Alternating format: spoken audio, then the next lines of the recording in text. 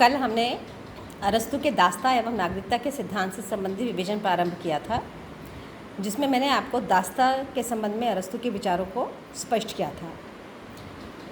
वैसे दास्ता और नागरिकता के दोनों ही विचारों को अरस्तु के साथ साथ में ही डिस्कस किया जाता है, क्योंकि दास्ता का संबंध भी नागरिकता के सिद्धांत से उसमें स्पष्ट होता है। आज हम मूल रूप से नागरिकता से इसको प्रारंभ करते हैं और फिर अंत में बताएंगे कैसे वो दास व्यवस्था को भी इसके साथ जोड़ते हैं। अरस्तु की नागरिकता की अवधारणा का प्रथम संबंध व्यक्ति की योग्यता, क्षमता एवं शासन में उसकी सक्रिय भागीदारी से है। नागरिकता के संबंध में उसका स्पष्ट मत है कि नागरिकों की संख्या सीमित होनी चाहिए, क्योंकि नागरिक वो है जो सक्षम हो, संपत्तिशाली हो और सक्रिय रूप से प्रशासन में भागीदारी कर सकता हो। चूँकि ऐसे लोगों की संख्या सीमित होती है, इसलिए उन्हें ही नागरिक माना जाएगा। क्यों उन्हें ही नागरिक माना जाएगा? क्योंकि वे अनुभवी होते हैं, शिक्षित होते हैं और आर्थिक रूप से संपन्न होते हैं। इसमें विशेषकर ध्यान देने योग्य बात है कि जहाँ प्लेटो अपने समस्त चिंतन में स्त्री और पुरुष को प्रत्येक स्तर पर समान दर्जा देते हैं, वहाँ नागरिकता के संबंध में जब अरस्तु अपना मत व्यक्त करते हैं तो वो सिर्फ आर्थिक रूप से सक्षम पुरुषों को ही नागरिक की श्रेणी में सम्मिलित करते हैं। वो स्त्रियों को नागरिक बनाए जाने के पक्षधर नहीं हैं। उसका उनका आधार और तर्क दूसरा है। राज्य के अतिरिक्त नागरिक के मौलिक गुण, एक तो वो शासन करना में रुचि रखता हो, शासन नियमों का पालन करता हो और उसके पास अपेक्षित ज्ञान एवं क्षमता हो। अगर अपेक्षित ज्ञान एवं क्षमता नहीं है और शासन और प्रशासन के कार्यों में उसकी रुचि नहीं है तो वो नागरिक नहीं हो सकता। नागरिक व्यक्तिगत एवं सामूहिक रूप से सामूहिक गतिविधियों में भाग लेता है और उसकी इस सहभागिता के द्वारा सामाजिक और राजनीतिक रूप से जिस संगठन का निर्माण होता है, संविधान में जो साझेदारी होती है, उससे अंततः सदजीवन की ओर राज्य गति लेता है, विकास करता है। लेकिन नागरिकता के इन मूल सिद्धांतों के आधार पर यह माना गया कि नागरिक वो जो सत्तारूढ़ है और न्याय और प्रशासन में भाग लेता है, जो नियम और फलस्वरूप उनका पालन करता है, जो विनम्रता से न्यायप्रियता और न्यायिक और प्रशासनिक क्षेत्र में सहभागिता का निर्वाह करता है। लेकिन नागरिकता के इस मूल सिद्धांत की तुलना हम आज के नागरिकता के सिद्धांत से नहीं कर सकते हैं। प्लेटो ने इस नागरिकता के सिद्धांत के कुछ अपवाद भी माने कि किन को नागरिक नहीं माना जा सकता। सबसे पहले महिलाएं नागरिक नहीं होंगी। क्यों?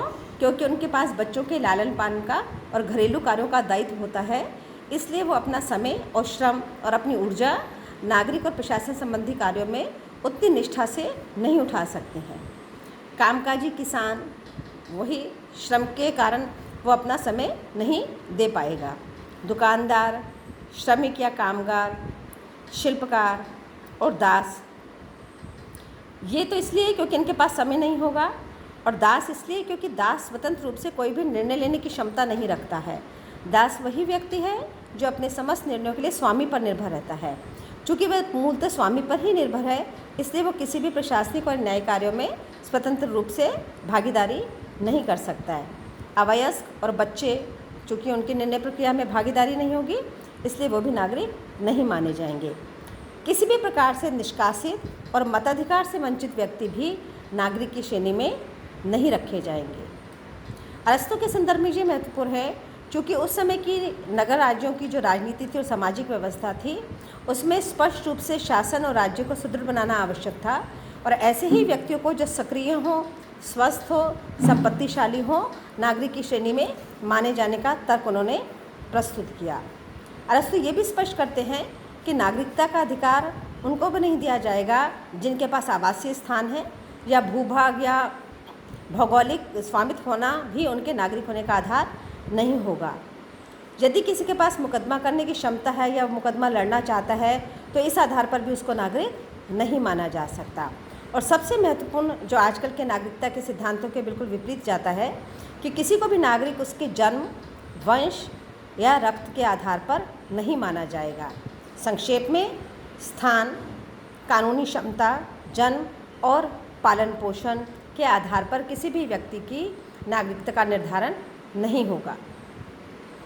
अरस्तु के नागरिकता के सिद्धांत की आलोचना की जाती है कि अरस्तु नागरिकता के सिद्धांत के द्वारा सीधे सीधे समाज को दास और नागरिक की दो श्रेणियों में विभक्त कर देते हैं और वो एक बहुत बड़ी आबादी को, जिनमें महिलाएं हैं, दुकानदार हैं, शिल्पकार हैं, दास हैं, बच्चे हैं, इनको मताधिकार से वंचित कर देते हैं। जहाँ मताधिकार से वंचित करने का सीधा सा अर्थ यही है कि केवल शासन या प्रशासन के निर्णय के लिए ही अपने मत का प्रयोग नहीं करना, अपितु आपको सक्रिय भागीदारी निभानी है। यदि किसी भी प्रकार से, किसी भी कारण से समय, क्षमता, संपत्ति और अनुभव के अभाव में कोई व्यक्ति सक्रिय राजनीति और प्रशासनिक कार्यों में सहभागिता निभाने में सक्षम नहीं होगा, तो अरस्तू की नागरिकता की अवधारणा में उसकी गणना नहीं की जा सकती है।